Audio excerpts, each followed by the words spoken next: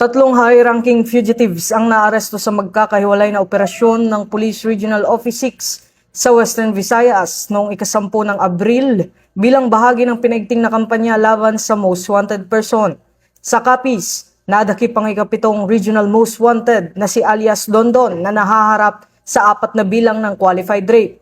Sa Iloilo naman, arestado ang ika-5 Most Wanted na si alias James na may 6 na kasong rape. Samantala sa Estancia Iloilo, nasa kote rin si alias Makoy, ika-8 Most Wanted Person na may kasong statutory rape at sexual assault. Ayon sa Pro6, patuloy ang kanilang agresibong operasyon na nagresulta na sa 758 na naarestong wanted person sa unang quarter ng 2026. Nananawagan naman ang pambansang pulisya sa publiko na makiisa sa kampanya kontra kriminalidad sa pamamagitan ng pagbibigay ng tamang impormasyon at agarang pag-uulat sa mga otoridad ng anumang kahina-hinalang aktibidad sa kanilang komunidad. Ito ang bagong PNP para sa bagong Pilipinas. Serbisyong mabilis, tapat at nararamdaman.